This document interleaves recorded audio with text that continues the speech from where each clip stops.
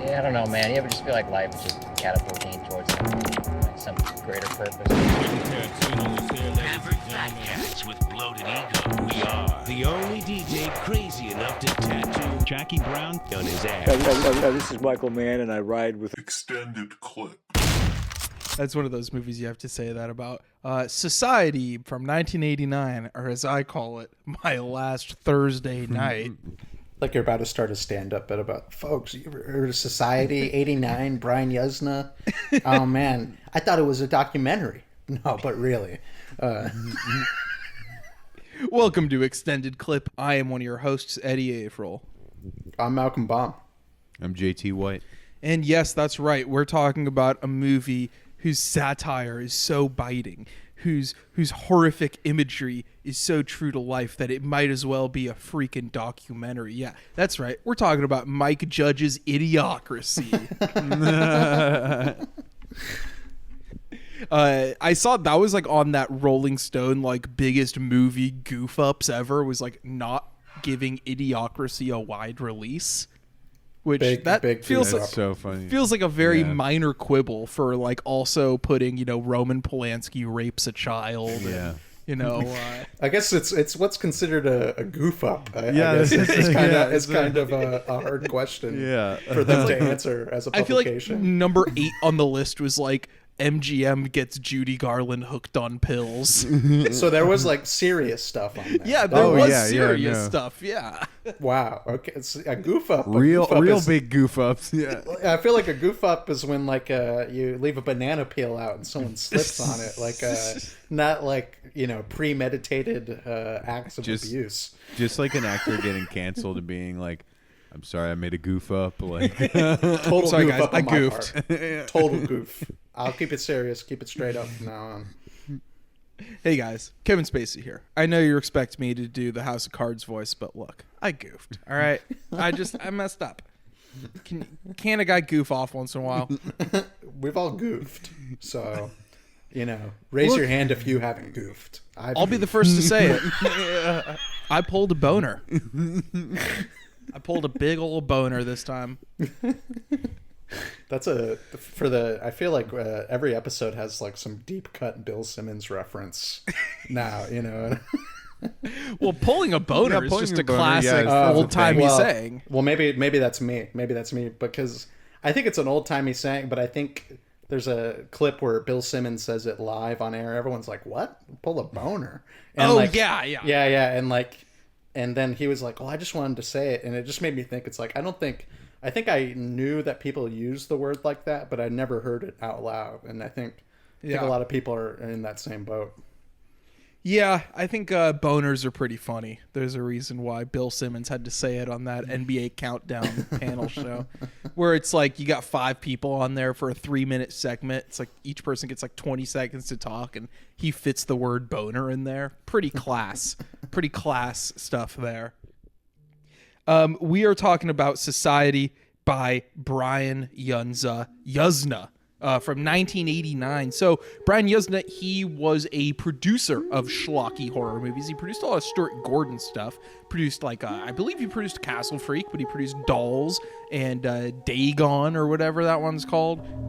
The kind of late 80s Stuart Gordon and early 80s. I believe he also produced Reanimator. And so what got him to direct this was actually, this is how much of an exploitation movie this is. And this is why I'm so glad to bring it, because we haven't talked about a real exploitation movie in a while. But how much of an exploitation movie this is that it's made because he got a 2-picture deal with one of them being a Reanimator sequel, because he was a producer on their original Reanimator. So he was like, yeah, I'll give you some of that Reanimator slop. We'll see if Stuart Gordon's involved or not, but you got to make my picture about freaking aliens in the upper class of Beverly Hills doing incestuous rape and cannibalism. And so that's what Society's about.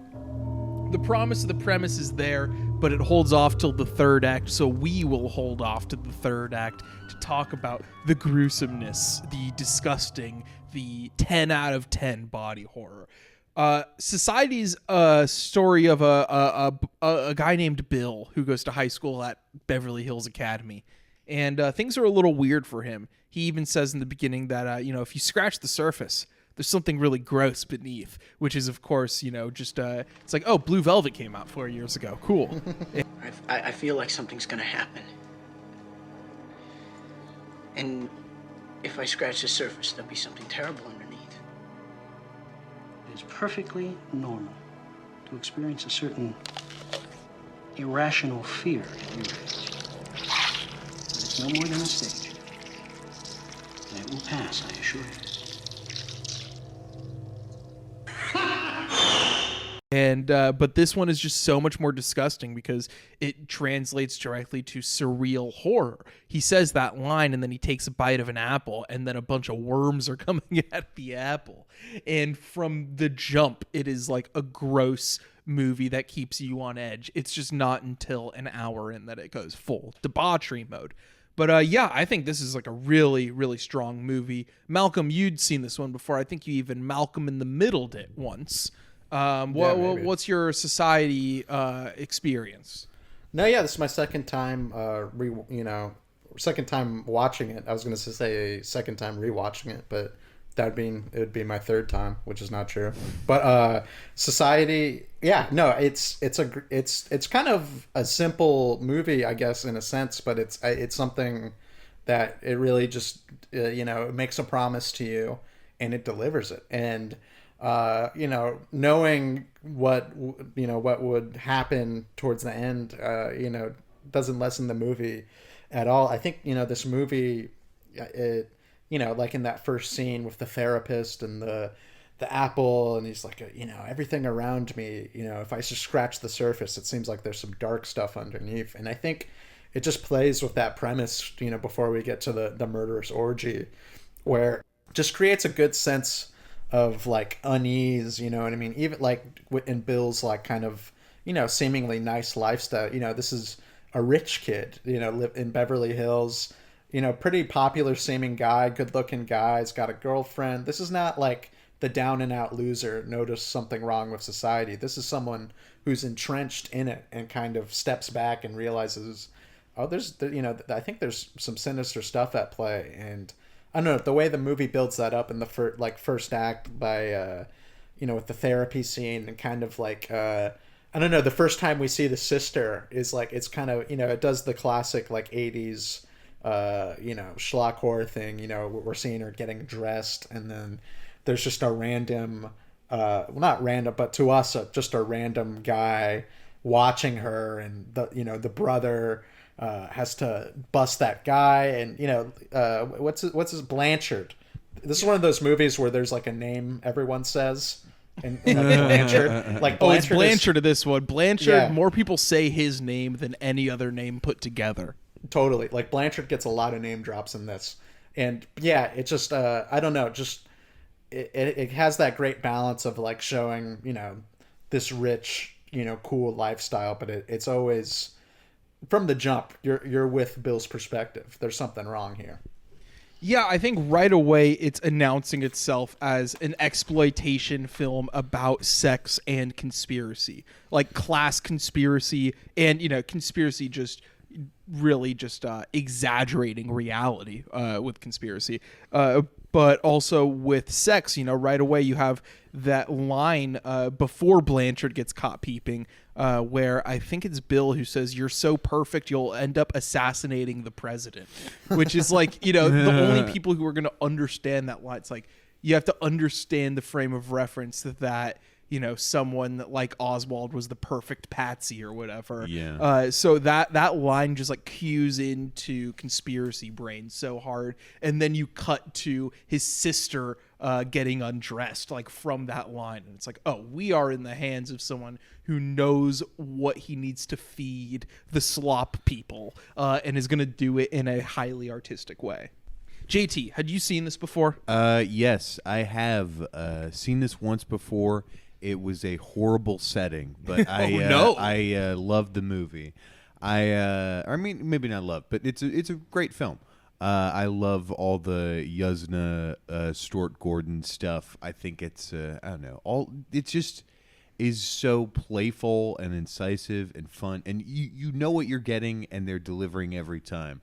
But I won't name names, even though this is the Patreon. But there's this Philly like little indie venue I went to like a few months ago. Not even really like a venue like proper, but it was a place where I knew like it was going to be a movie screened on a projector in what is the equivalent of someone's living room. And I was like, okay, fine, whatever. Like, it's a donation-based thing. You know, like, I think this podcast proves that a living room is just as good an art space as any. Exactly. So it's such a shame when the living room fails to be the ideal art viewing mode. But yeah, no, so I was like, okay, whatever, it'll be, I wanted to watch the movie with some friends. It'll be fine to see it in a public environment. Again, that's the type of movie where it's just like, has the potential to do pretty well. Totally. But even like, I don't know, it was just people talking through the whole fucking thing with like riff track style, like, I like bullshit or like, haha, what? Like during like, like some of the stuff in the beginning. And I mean, I really think that like, to me, part of that problem gets to like a larger, I mean, it's again, very niche, insular, like cinephile infighting. Yeah. But I feel like there's a type of Beyond Fest, triple XL Suspiria t-shirt type of guy who is My like, people. who no, they're not your people. Yeah. You're no, never, don't. You're not.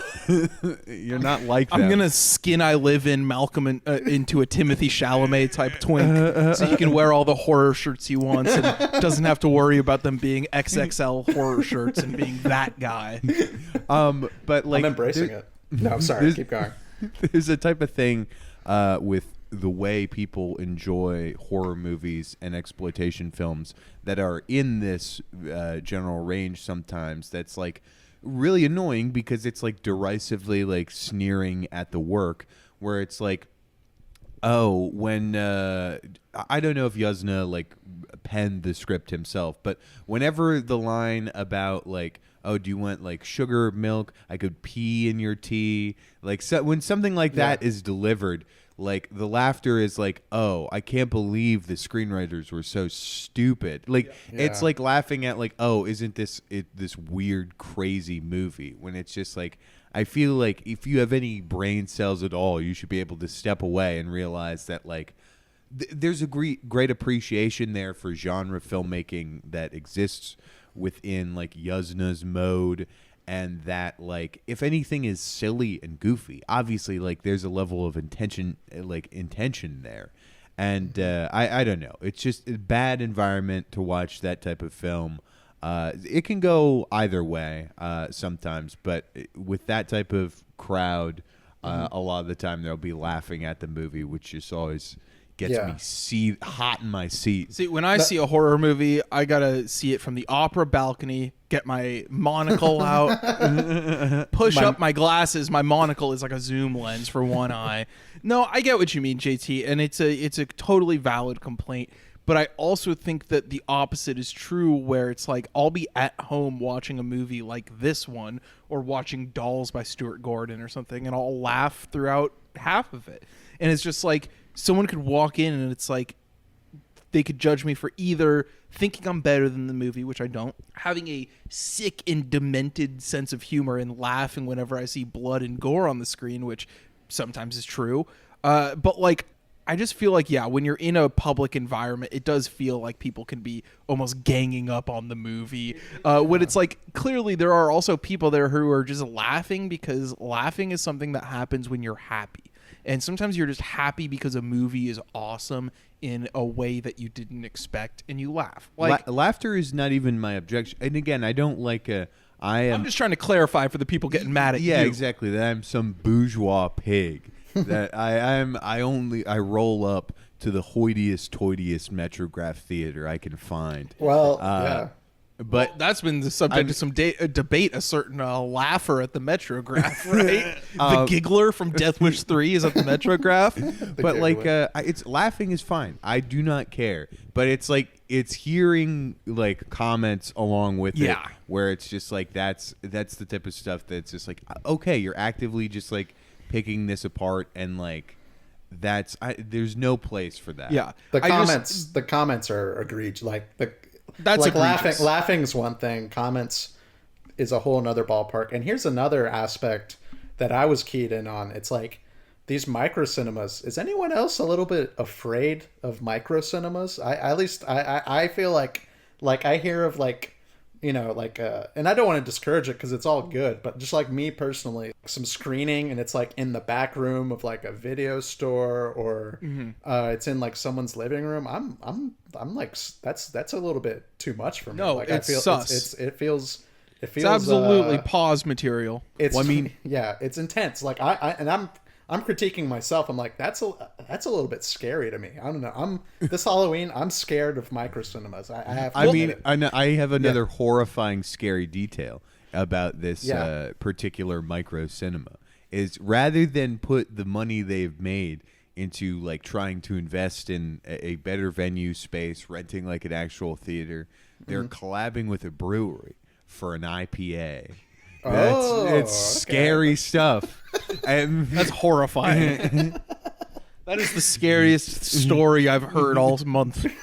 That's a gruesome twosome right there. That's that is scary. Micro cinemas and micro brewing, you gotta be aware. It is. So I have two. Oh, go ahead, Malcolm. No, I really just I'm like, what a micro congruence going on right there. The two micros. The micro congruence, yeah. The micro PA, yeah. Oh, my IPA is so tiny, small. My IPA is a small bean. Anyway, I have a couple micro cinema points to make here. One is that I found something that I thought was a micro cinema and is actually a gay cruising spot in Philadelphia. So Malcolm, you went and checked it out. And how was it? Malcolm, you do have reason to beware. No, obviously it's like that was a pure confluence kind of thing. So I was at this smoke shop called the Black Market Smoke Shop, and by that, people in the local know can find this other place. And so I see a place next to it that says something cinema, and it's like a very small venue, but there's cinema written above the door. And I'm like, whoa, this is like a tiny little cinema. And I just like, why is it so like weird and crusty on the outside? What are the hours? What are they playing? What's in these trash cans? I'm like, why are all these tissues in the? I'm getting a closer look and sniffing just to see what these tissues are. Yeah, so I looked it up on Google, and it doesn't even have like a Google Maps like entry, but the address does, and like the comments are just like, there's going to be a lot of older guys who are going to help you out watching a movie. That's all I know about that place, and I did not go in. I was scared. I would have been scared if it was girls too. Like it's just that's scary stuff. My mind wasn't like just even like sitting with like 8 strangers I don't know in a living room. Like that's scary enough. I didn't even think of a pornographic. They're jacking you off. Actually, that might be a little bit better. But going Pee-wee at the fucking Red Cat in L.A. Can I bring a blanket into the Spectacle Cinema NYC? Pee-wee arrested. We need more. All right, we're going too long. But just thinking of a funny film festival prank is just bring a blanket to every screening. It's like, can I bring my blanket? I get really cold. It's actually a medical condition. So. Yeah, no, it's going back to the laugher. Loud. Yeah, like, just go way too hard. Viciously pumping. Going back to the giggler, like that's how we got here. Like that's a certain person apparently was like roaming all over New York Film Festival's critics screenings, not even the public described one. as like yeah, so I've heard multiple people say that this person introduced themselves to friends of mine at festivals saying, I'm known for my laugh, which is insane to say. A piercing laugh that then was defended on the grounds of disability. Let's just say that. And pulling out the Joker card. Yeah. No, it's literally, you're pulling out the Joker card. I'm sorry, I require a trench coat with an umbrella under it. With a pump-up operated umbrella under it at every movie screening I go to. I'm sorry, I have to jack off for a medical condition. I get really horny. I get really horny and I have to jack off during the movies. I'm sorry. There's just something about Noah Baumbach's films. People are like, we want, like, movies don't have sex anymore. I'm like, bring the sex back into the cinemas, like to the theaters. I should be able to jack off at any PG-13 movie or above. Hold on. Clarification has to be made there that this is an adults only screening of a PG-13 movie. Yeah, sure, whatever. Yeah.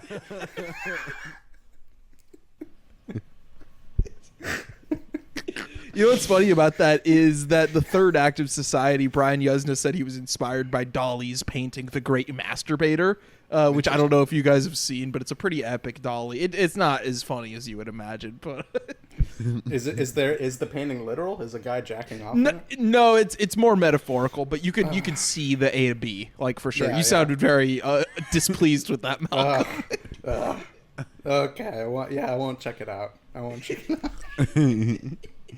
That was just a visceral reaction, I guess. I don't know. Yeah, I forgot what the other micro cinema thing I was going to say was, but I think that that one in Philly, I think it was called the Apollo too, which is hilarious because that's the comedy club. Yeah. I think it was like the Apollo Cinema or something like that, but it's in like Center City, Philly. Oh, weird. The weirdos of Extended Clip can find it.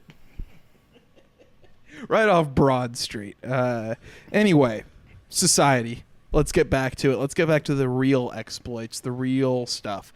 So we're seeing Bill, get weirded out by his family, and we totally see why. Even if you don't know what the movie is, it's like played so over the top, and I feel like the satire is very likened to like, Larry Cohen's movies or like Joe Dante or something like that, where the parents are getting the daughter ready and they're talking about this coming out party, which is like the thought of that is so old timey and gross that it's like, oh, your daughter's 18, time to have a coming out party for her as a real woman, and you better dress nice, little girl, because there's going to be an important judge there. I mean, you're getting real like Bonjour Tristesse vibes from the family right away. There's too much like I don't know, daddy-daughter kissing in this movie. No, I was going to ask, I don't know much about these coming out parties. Like, I don't because I know they existed in real life, right? So it's like, is the concept always like that they turned 18? That's them coming out? Like, it's basically, when the parents feel it's appropriate to, or even younger, when the parents feel appropriate for them to find a mate, Yeah. Damn. Okay, so it's pretty literal. It's a party literal. That's like date my daughter. My daughter. She's 16, date my daughter. Take my daughter, literally. Like, take my wife jokes? Yeah. Oh, I know what you're talking. I know the reference. Coming out parties. Hey, no fucking daughter of mine's gonna be some fucking cop at Muncha. Just kidding. I would never be Italian or have that kind of voice. So they're talking about the coming out party. It's ridiculous from the start. And I don't know. I just feel like it's there's also back-to-back what feels like Chinatown references. So first you see they have like a Chinese gardener picking snails out of like a little pond and putting them onto a plate with chopsticks, which is just like so over-the-top, ridiculous Orientalism. But it's also just like rich, old-timey people. They're going to try to keep that plantation mindset going, But after that, when they're at the beach, there's the sign that says the Albacore Club, which is like that's supposedly their spot at the beach. But that's also the name of an elite social club from Chinatown. If you didn't know, that's Jack gets that hint when they go to that geezer home, and they're pretending to look for a home for Jack's anti-Semitic father or something like that. Because remember, he asked the tour guide if there's any Jews staying there. Yeah, the guy's like, no, and he's like, good. My father will be pleased. Just how he likes it. But yeah, the Albacore Club is a clue from that scene. So that's another reference here. And I feel like this movie is so full of references between that and like Rosemary's Baby is the other Polanski that this feels like it's pulling from, especially at the reveal at that third act. It's totally like, the way that all the characters are framed from Bill's point of view. Also, Invasion of the Body Snatchers is very much the vibe of the first hour of this movie. The horror of nobody believing you. That's like a classic trope in horror, but I feel like Invasion of the Body Snatchers is kind of the perfect one. And then Eyes Wide Shut hadn't come out yet, but I feel like between that and Clockwork Orange, there's definitely a big Kubrick influence. And probably Sallow too. I mean, especially with the third act, you gotta say it's Sallow's so a huge libertine influence. and just like, I wonder if he caught that. I wonder if he was up on that. Yeah, because at the time, like, people laugh now because you can just go on a Discord and get a mega link for anything, or go on OKRoo, or even go on HBO Max if you please, and see any Pasolini film you want. But it's like people were relying on like weird video shops and like the rep house that they might have to drive 2 hours to get to see foreign films. So there's a good chance Brian Yuzna did not see Sallow before he made this movie. Yeah, you had to go to one of those micro cinemas Eddie was talking about to get a film like that. Also, I feel like People Under the Stairs, which doesn't come out until like 3 or 4 years later. I don't know. I know you're talking about influences, but I feel like that movie feels very similar to this one, and just like it's very like it's messaging, I guess. Well, yeah, because there's a type of social message horror movie from like the 50s, like the B, also a lot of more sci-fi, but the 50s B movie with the very obvious message, whether it was about communism or Americanism or being patriotic. I think they're all kind of the same, all of them. But then you have, obviously there's a current wave of them, is spearheaded by Jordan Peele. And then you also have, a microwave of it, a micro-wave of it in the late 80s, early 90s with, People Under the Stairs and this. I feel like even Scream is attacking the perception of horror movies in a way that almost slides it into it. But there's a lot more that are escaping me right now. But a lot of late 80s horror movies feel like it's like we've done the schlock for 5-6 years now. Like the machine has been schlock. Maybe let's get back to something that has something to say. Yeah. And this is definitely one of them. Which you think of, I guess there's definitely critiques like this in like other, what is it, Yuzna or Yunza? I say Yuzna. Yuzna. Like it's obvious. You got the Jizza, the Rizza, the Yuzza. It's obvious in other movies of his, like The Dentist or anything like that, like class critique, but I feel like, like this is a specific type of movie where it's like the movie revolves around the message and everything is kind of like outwards from that. And I feel like, sometimes even in non-horror movies, but there's a lot of movies that operate like this, message first kind of. And I don't know. I feel like with its delivering of its premise and like it's a mood setting. Like I feel like it delivers its message in the most effective and cinematic way possible.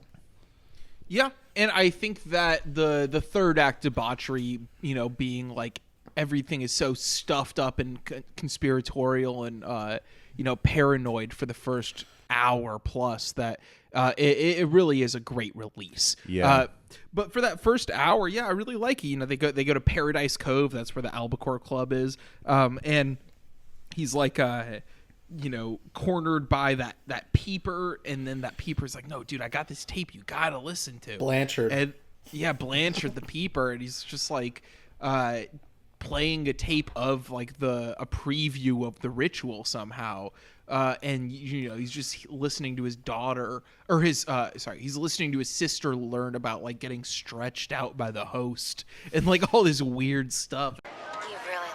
Jen. Ted Ferguson is really cute for our first partner. Ted Ferguson? Ted Ferguson? Yeah, Jennigan Ferguson. That's just the beginning. Here, listen. Wow, your boobs look totally sexy. Guys are gonna pop high ones the second they see you. I'm I'm a little nervous, though. It's fun. Oh, relax, Jenny. Just go with it. It's so much fun to see how far you can stretch. Yeah, the hotter and wetter you get, the more you can do. It's great. Oh, my God. What is going on here? You can't even imagine it. Especially if you haven't seen any footage from this movie. Or I would have loved to go into this completely blind because I knew that it was like a deformity body horror type take on, like a Bohemian Grove. Yeah. It's like a alien body horror take on a Bohemian Grove type conspiracy.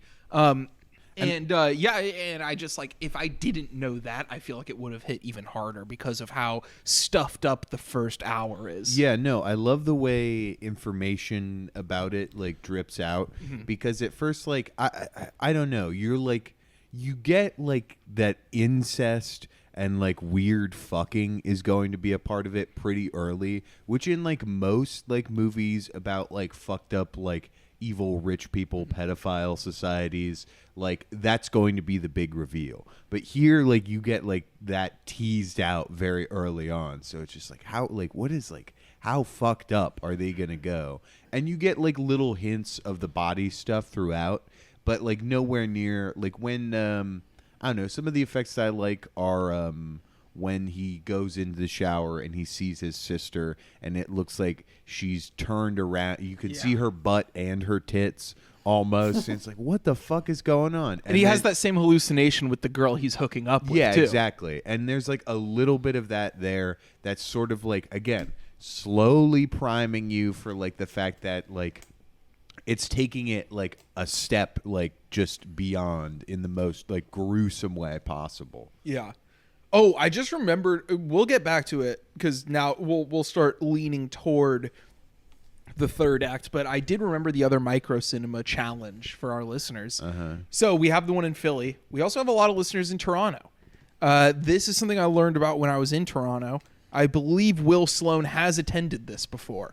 There is a man who for years now has been flyering the city of Toronto with his micro cinema, which takes place in his garage. He is a probably pedophile. That was what was described to me. I said probably, and I'm not naming him. And I don't actually care either.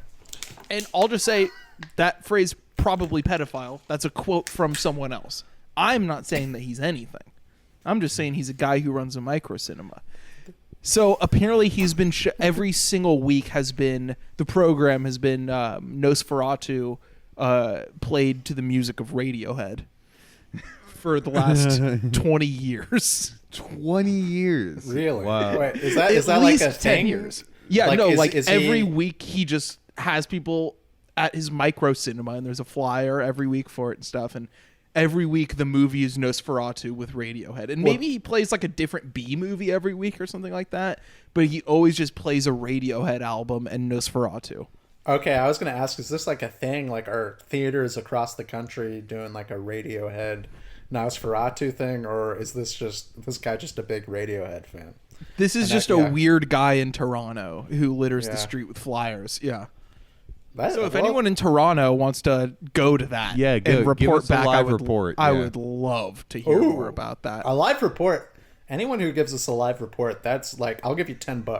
Like, whoa. The Patreon is not all right. That's coming out of your Patreon. It's coming out of me. Because here's the thing. Like, I know we're asking for Patreon, but we're hosts. We're amazing. We pay you. Okay, like that's what a show should be. Not, I know you do pay us, but it's like, eventually I want to start paying you guys. That's all I gotta say. Malcolm is once and for all. He's a job creator. Yeah, he's looking to destroy capitalism once and for all. It's like the great idea I had of a restaurant in which the waiters tip you, the eater. I always thought that would be the best restaurant ever. Oh my God, no, that is the best. I mean, we've talked about it on the podcast before, but it's so funny. It's because I believe the mechanism you described was every day or week or something like that, the boss, the owner of the restaurant, would give the waiters money that they would use for tipping the best customers. Yeah. I mean, it's like tipping in real life where you could. Exactly. You could decline. You get to choose. Yeah. You get to choose. It's democratic like that. But wouldn't that be a good restaurant to go to? Wouldn't you want? Yeah. to go No, to I would be the best customer ever. I'm sure that restaurant would do just fine. So in this scenario, does the waiter also get a tip though? No. So are they paid a living wage like $40 an hour at this restaurant or something? Maybe to make it work, that we just put them on it's waiter. a micro restaurant. Yeah, it's a micro restaurant. It's like the waiters still get waiter wages, but they don't get tips. That's the one. It's a micro restaurant that's in my apartment, and I'm paying people to come eat. I'm offering people $1 tips to eat at my apartment. True, maybe. I don't know. That guy in Toronto, he could micro everything. Why don't we just micro everything? Yeah, the last week's episode was a micro podcast. So back to society.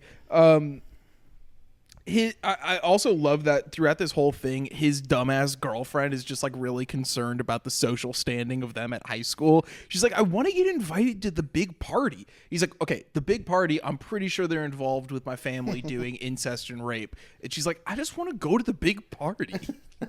Yeah, I mean, it's Brian, the director, he's putting us on game. He's showing us how the elite, they pull their strings. They, it's kind of like a fraternity in a way. You know what I mean? You ask girl, frats, frat guys are awful, but it's the necessary evil. It's like, do you want to go to a party in this college town? This is a very college specific scenario, I guess, but it's like you have to make the deal with the devil and go to the frat party because that's where the biggest, highest level shit's going down, Kind of literally the most retarded metaphor I've ever done in my life. Probably. I think you've set the new record. I think you've set the new record. But it's true. It's true. Yeah. This is true. This happens in real life. Sorry, it happens. You know what's cool about this? Bill, his Jeep, his custom license plate is Hoops. I noticed that. We never see him. Dude loves basketball. Yeah, we never see him hoop, I don't think, but that's pretty sick. I think he's practicing in the very beginning with his friend. Yeah, in the driveway. You're right. In the driveway, yeah. Right. But we see him dribble a ball for 3 seconds. It could be a guy who has never dribbled a ball in his life before. But his vanity plate being Hoops is so sick. He's got the life. He's the Richard Linklater archetype. He's like the jock and the artist kind of guy. He's very cool, very cute. He's not an artist either. As I was saying that, I was like, wait, what movie am I thinking about right now? But no. It is. He does live. I like. No, all the, I would the say details. no. He is the artistic type though. He's a guy who's and that's what I was thinking of. Is he's in debate club, not art. Okay, art. Yeah, sure. But that is a similar dynamic to that, where he's like a jock and he's in the fucking debate club like a little Poindexter, Mm-hmm. So it is that weird dynamic of having it both ways, and that's just how you can be the man, how you can be the coolest guy ever, basically. But it doesn't turn out for him so well because he was adopted, and his parents were just, bringing him up, grooming him for a ceremony that he thought he was going to stop for someone else, but it was just for him. They're just ready for him. I love that the third act starts with him waiting at home. So he gets hospitalized and everything, gets out of the hospital. But by then it's everyone's in on this. The hospital people are in on this. Yeah. The cops are in on this. Everyone's in on this. He's waiting for his parents with a knife and doesn't realize that everyone is in the house with him in the dark as he's waiting to surprise them. Such a great dynamic of a jump scare. And he gets dragged by that dog collar thing that the animal awesome. Patrol guy has, and that's such a weird, fucked up, masochistic thing in this movie. There 2 or 3 minutes of just him getting pulled around through the party like a dog. So gross. I also have to say, I don't know. It's just a trend I'm noticing, and maybe I should institute it as a word to the wise. I don't think you should ever trust your therapist. I feel like there are too many times in a movie there's a reveal where your therapist is in on it, trying to fuck you over. Here, this I think Ben Slack I looked up was the name of the whatever like character actor who does an amazing performance. He's really good in this. I really like him. Yeah, he's one of the best. Because he almost has a mad scientist vibe to him. Yeah. But there's also in Beau is Afraid.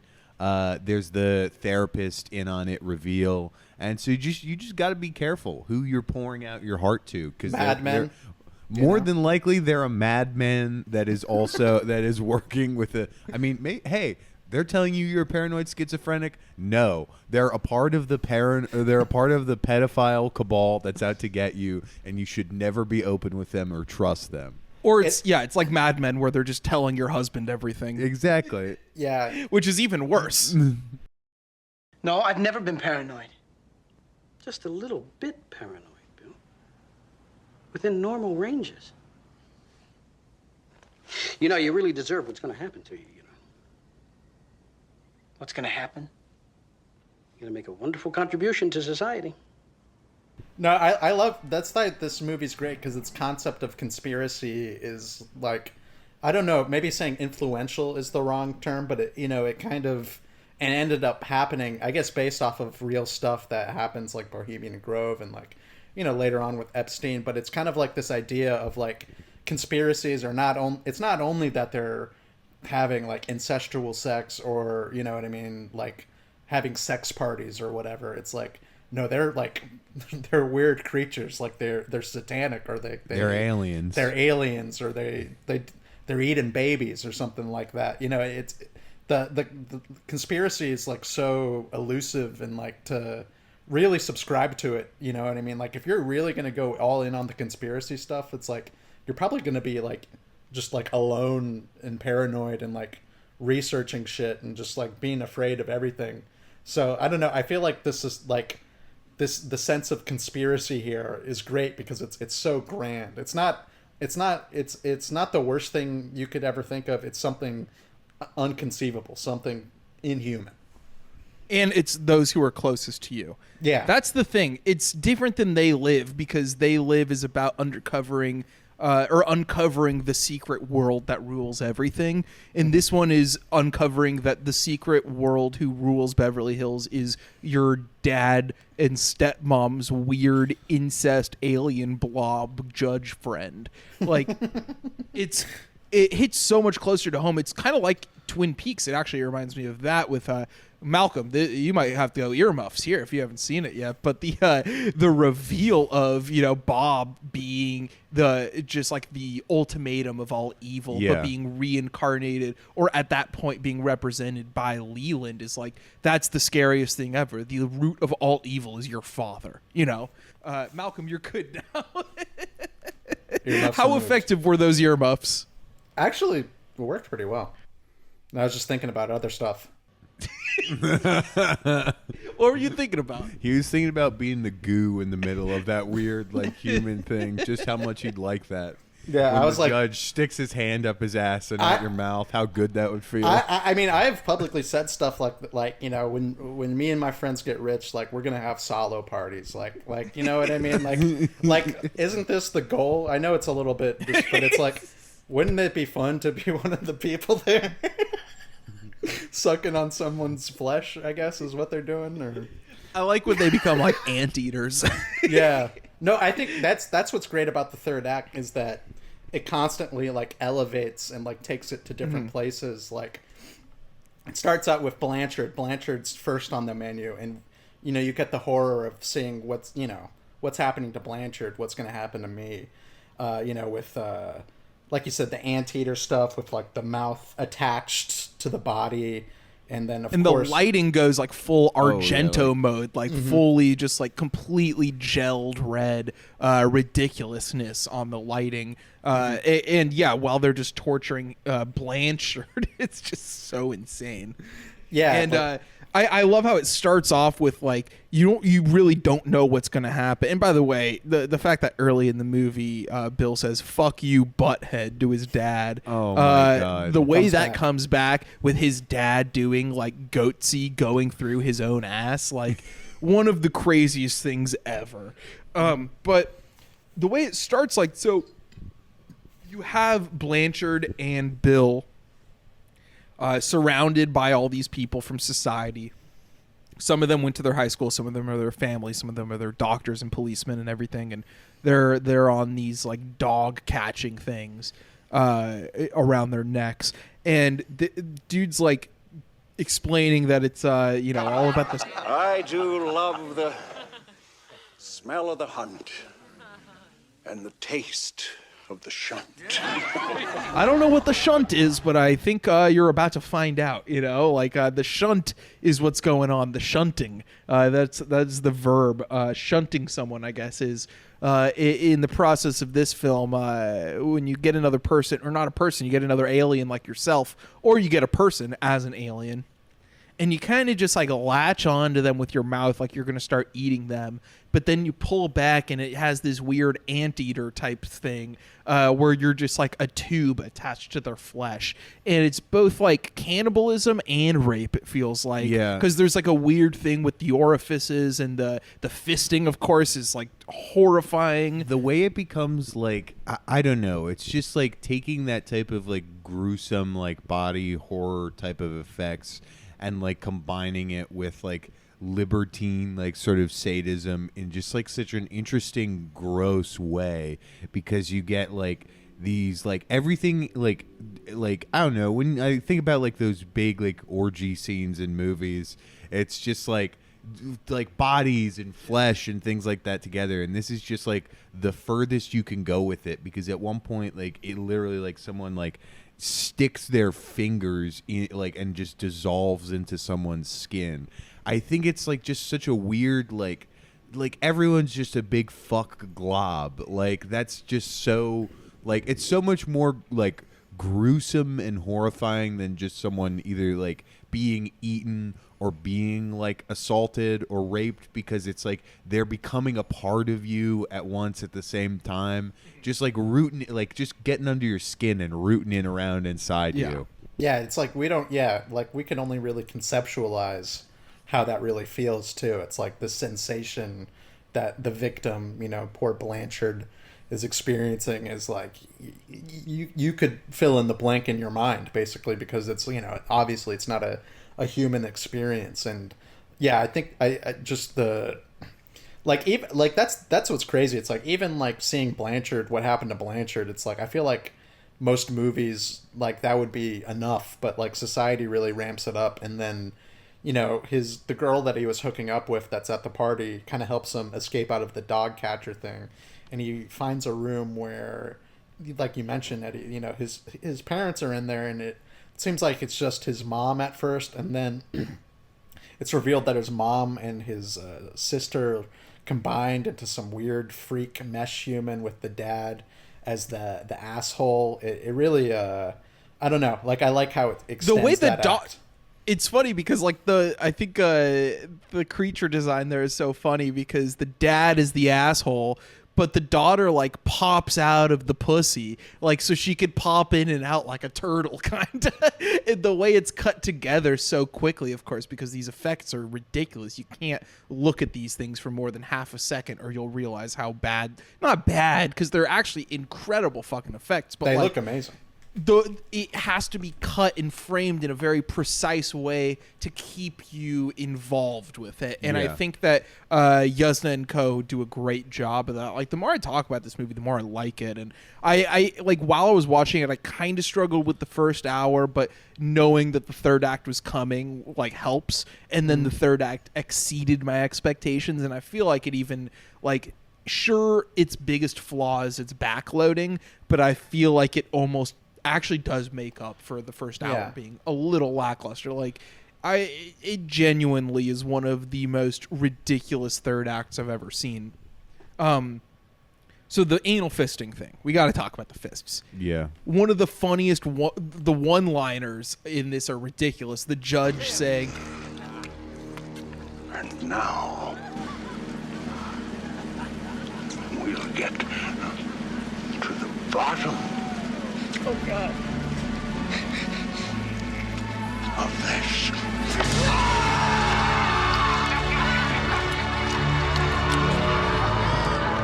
And then he fists Blanchard, and the fist goes all the way through his spine and comes out like his head and is poking through his eyes and shit like that. Amazing. And it's really crazy because these effects are so wet. Everything in this third act is so wet. But then when you have like the clay mold face exploding, like someone's eyes popping out and stuff, it becomes very dry almost.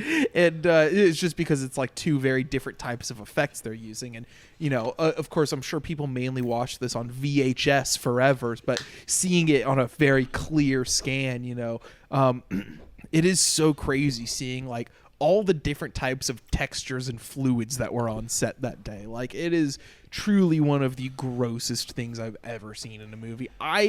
Frankly, I think the last 30 minutes, I might get more of a kick out of it than Sallow. I think Sallow's the better movie overall, for sure. But the third act is like a pure fucking gross out fest, might even top. I mean, in terms of like just pure repulsion, because like Sallow is like, well, Sallow doesn't have the height of like, not the very height, but it doesn't have like great American exploitation special effects in it. Exactly. And I mean, it's also like set in like a more like grounded, I guess, kind of world. But also, like, hey, if Sallow had the guys that were doing effects for like Fulci at the time, maybe it would be this good. Who knows? I mean, my response to that, I mean, it's two movies with very different goals. And I know. I'm just trying to like set the bar for a listener who hasn't seen it to like really show like if you condense all the debauchery into from Sallow into one, you know, giant set piece. I think that would be the level that the third act of this movie is on. It's that good. Debased. Eddie's special cut of Sallow, take out all the boring talking parts and just put the depravity. Yeah, that part where they're dancing. What are you doing? Give me the shit plate. Yeah. Well, not only does, to get back on the topic of fisting, not only is Blanchard fisted to death, it seems like that's where he dies. Because his face explodes. Yeah. We kind of, to tie a bow to the third act, after, you know, our main character sees the family unit, you know, literalized into something gross and disgusting, he has to go down and fight the top dog of kind of the heir, seemingly the heir to society, I guess you could call it. What's his name? Ted Ferguson. Yeah. Ted Ferguson, who seems to have a relationship with the girl he was hooking up with. He kind of has to do final battle mode, and they both fist each other, or does Bill fist Ted to win? I think Bill is quicker to the draw in the fisting. Yeah, that's what it is. They were both going for it. And then Bill, you know, he really beats him to the punch, as you'd say. And I mean, it's just the fact that our hero anally fists our opponent to defeat him is amazing, and is the perfect bow on top for, I don't know, everything that goes on here. Because I think it's the ending's great. You know, to talk about the very ending, because like he effectively escapes and maybe defeats Ted, I guess. Maybe Ted dies, I think. So, and then, you know, the blob guy there, you know, the people in charge are like, oh, well, you know what I mean? Yeah. Like, we had a good time. Like, this was our party. And, you know, who cares if if the wrong kid, you know, died from fisting, you know, we'll get someone to replace him. You know, as he says, we have an internship opening up, and it really line is that he has an opening. He's got an opening to fill. I didn't even pick up on all these double entendres as much. You know. So many ridiculous one-liners in that third act, and they get buried in the sound mix sometimes, but there's a lot of really funny dialogue. Dr. Cleveland, it looks as though I may have an opening in Washington next summer. Know what I mean? Yeah, and I think it just hammers home, you know, the messaging. It kind of takes of, you know, this far-reaching evil, you know what I mean? It's not something that could just be defeated by a person beating someone up or killing someone. It's so powerful that its tentacles will continue to leech, you know, even after the movie's done and our hero wins. The tentacles, so weird that it just like some people morph into one another. Some people stay solo and just leech onto the other flesh, and it's just so fucking gross and weird. Like when the judge is finally just like a kind of formless version of Jabba the Hutt, but he still has his cigar in his mouth. That's one of my favorite images of the whole movie. I mean, that judge with the cigar is like such a funny character to me. Just coming in strictly for the fucking debauchery. He's not on screen at all before. And he's the main guy in the debauchery too. JT, any final thoughts on this one as we wrap up and give it a bullet rating? Yeah, absolutely. It's a great movie. I had an experience today when I was rewatching it where I was like, I don't know. I feel like some of the like table setting and things at the beginning do kind of lose me at points. Like I do think it's as like almost as effective as and strong as you can get with sort of like doling out this information little by little, just sort of having weird little clues and things like that, and just like in general the type of like fun, like goofy, like dialogue that makes it still an exciting watch. But I don't know, I was a little like I don't know, out of it at points, or just sort of was like, oh, okay, I don't know. But the third act just like goes so fucking hard, and I feel like that you cannot hammer that point home hard enough, because just I have to go 4 bullets on this one. I think it's a great movie. There's just so much just excellent like gore and just repulsive, just it crescendos in the perfect way. Like the movie, like I don't know, sticks the landing just to a T. You have so much weird stuff to sort of, I don't know, be left like reeling with there.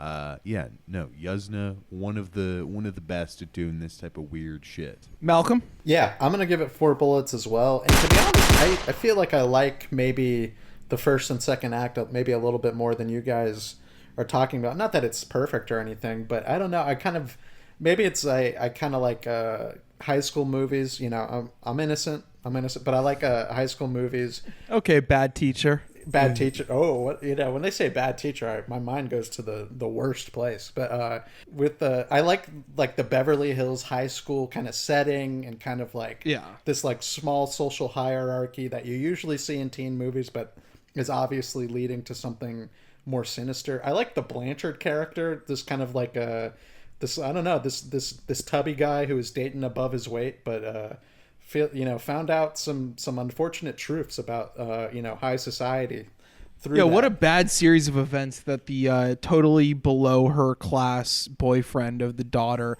just happened to be an electronics wizard. Yeah. And it has a good sense of humor to it that's always present throughout, and then obviously leading up to the buffet of effects is so great. And it's not just a senselessness too, you know what I mean? And I could get with senselessness, but there's a little bit message. There's the message. There's some messaging going on here that I pretty much agree with, and it's a message and ideas come together. That's great cinema. So 4 bullets, as I said. Eddie, what did you think? What do you think of Society? Oh, Society gets half a bullet, but the movie Society. Society, I'm going to need to give it a full bullet, if you know what I mean. We want to kill society. Yeah, it's so messed up. It's the worst. And I'm even more messed up because I want to kill it. That's how fucked up I am. That's what it did to me. You want to know how I got these scars, baby? Society, yeah. I'm going 4 bullets as well. We're gonna do a little edition of The Sixth Sense. Do you remember that? I feel like we haven't said that forever in years. Yeah. Or we haven't agreed in years. I don't know which is the truth. No, we've definitely had the same rating and forgot that was a micro segment of the podcast. See, we got micro segments, micro cinemas. It's all coming full circle, baby. Small it's all circle. Coming full circle, baby. So we're not going to do a full Malcolm in the Middle because we've like actually done almost a full hour on this movie. So we're not going to take a break. This is the last recording we're going to do for like 3 weeks, I think. Wow. Yeah. What do you guys got planned for October? During the podcast vacation. Yeah. We're not recording again until like the 20th. I don't know. I feel like we've been going spooky movie mode for the podcast. I kind of want to. I need to I want to finish my Romare book, and I've started and stopped Under the Sign of Leo, his first feature, 4 different times now, and I need to, because it seems good enough, fine. It's but a chore. It's a chore. It's one of those chore movies, and I gotta iron my shirt before I get to Don't have make me the point to the chocolate chore bar. wheel. Yeah, exactly. That is Claire's knee or whatever. Yeah. But I want to do some Romare this month. I don't know, have a Halloween party, but I don't know, nothing too big planned this month. JT's Halloween party, book it.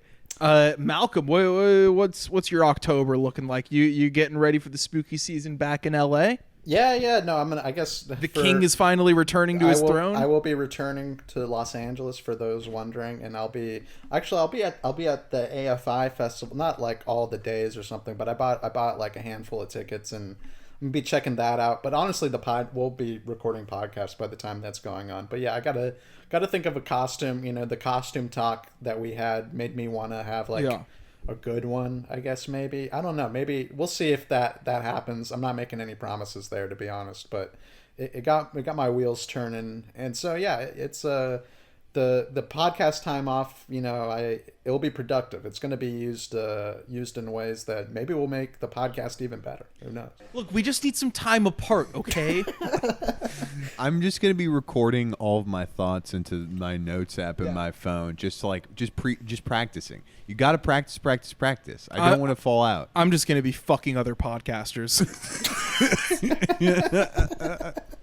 No, I will be. I'm going to New York tomorrow, actually, for a few days, and then going to LA for work after that. Playing in New York, working in LA.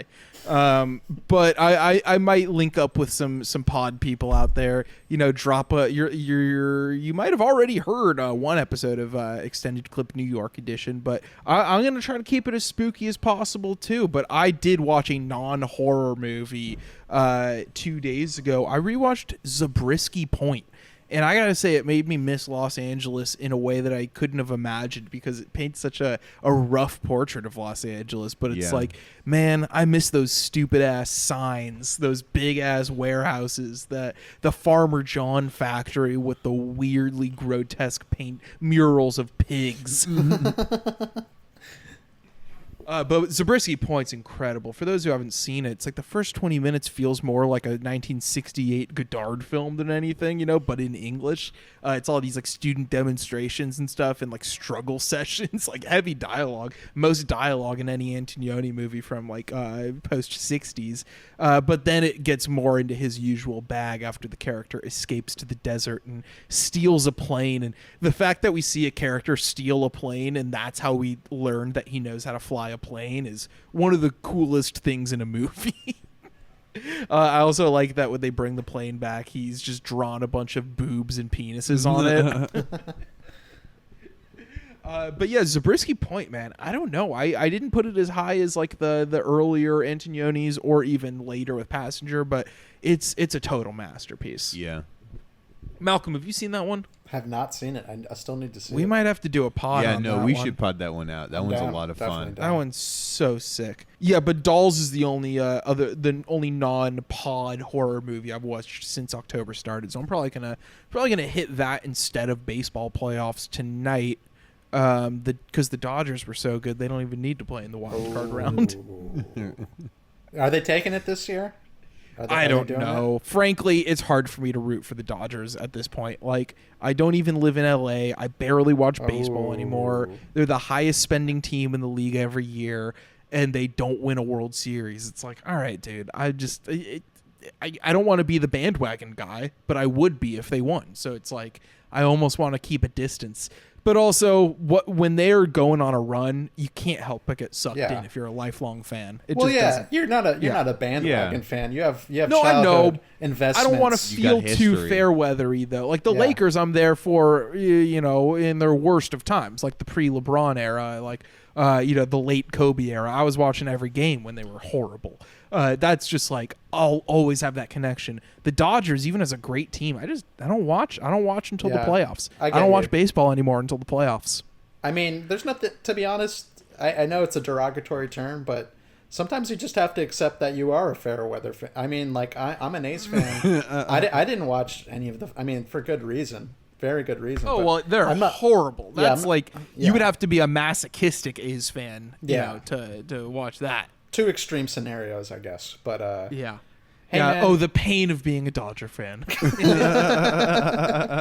can root for the Dodgers when they go into the playoffs. It's okay. You know? Thank you.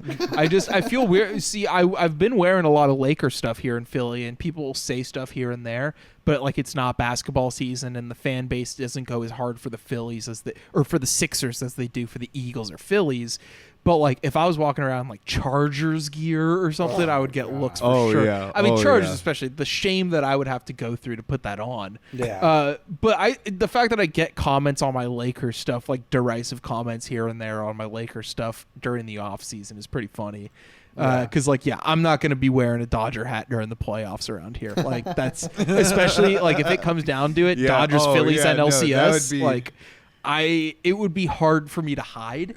But it would be, I wouldn't be able to do it. I just for I want it to happen. I know it won't, but I want like you to be wearing a Dodgers cap and some Philly fan be like, hey, what are you from LA? Huh? You a Dodgers fan? Like it would be. I would want to see one of those scenarios play out, just see what would happen. I hate that's happening. It's literally happening on the street. People are pointing at me, going, "Lakers." Well, hey man, you could be Harden's fat. That's all I gotta say. Harden looks like me. I weigh as much as Harden. My girlfriend's fiance, her work, they gave her this gift basket when she got there, and it had like some candles and some like a blanket or something and some T-shirts, and they were kind of touristy shirts, but it was like kind of tongue-in-cheek, welcome to the city kind of thing. But one of them was for me. It was like an XL men's Sixers shirt, and I was just like, well, around the house or something, And then I put it on once just to wear around the house, and I was like, am I about to leave the house wearing a Sixers shirt? I can't even wear this in the house. I can't do this. And I just took it off and I just put it in the closet. I'm never wearing that shit again. Had to stay true, loyal to the soil. No, it literally felt weird. Yeah, it felt weird. But yeah, that's all. That's it. I really don't like the Sixers. I think they're my least. For the last few years, they've kind of been like my least favorite NBA team because they've been like Embiid is such a whiner, and the MVP stuff is just deplorable. And Daryl Morey, hey, I'm with you, Harden. I think he's a fraud. I get you. You got guns out for the Six, JT. Morey was very disrespectful to the great nation of China. I can't say I'm a fan of that organization all myself either. I'm a Philadelphia fan, but I don't know. They've hurt me very deeply. Well, to end this episode, I think what we're going to do is have a little peace treaty. Give me just 1 second if you guys could take over some audio for about 30 seconds. I wonder what Eddie's about to when Eddie leaves to do something. I'm like, we're in the gags and stunts era of the podcast now that we have video. Eddie, we were all about like light humor beforehand, but now it's gags and stunts. Items. We got to get into items. For the love of Philly. Yeah, wow. Eddie just gifted JT his Sixers shirt that I'm guessing came from the gift basket. And you know what? It looks good on JT because he's a Philadelphia man, and that's what he believes in. Mm-hmm. And that Lakers tee looks good on Eddie because he's a Lakers fan. Yeah, that's what we believe in. I got a no logo, you know what I mean? But I don't believe in nothing. You believe? don't believe in nothing. But it's okay. Yeah, I like JT, people- you could have the shirt that I put on once. It's okay. Thank and you. And it's that instead of throwing it away or using it as a bleep rag.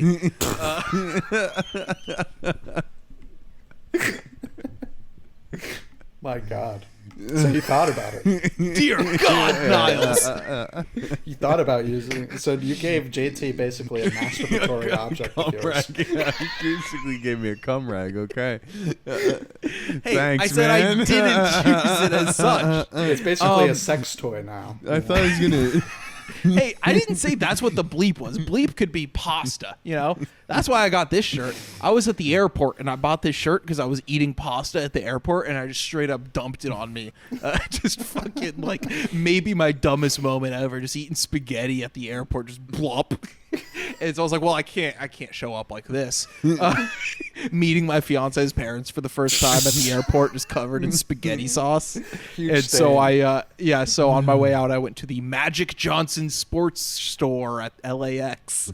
And right before I hopped on the plane, I picked up this $45 Lakers shirt at the airport. There we go. That barely fits me. That'll do it for this week's extended clip. I will talk to you boys in a few weeks. We will hear. You will hear from us like it was nothing, like we didn't even take a break. Thank you for listening. Thank you for being a patron. Bump up that Patreon if you want. You know, send it to your friends. Tell your mom that it's a charity. Whatever. If you're like middle class, tell your dad it's a write-off. You know, he'll do it. It's $5. Yeah. Yeah, it's fine. Come on, cough it up. Bye, guys. Bye.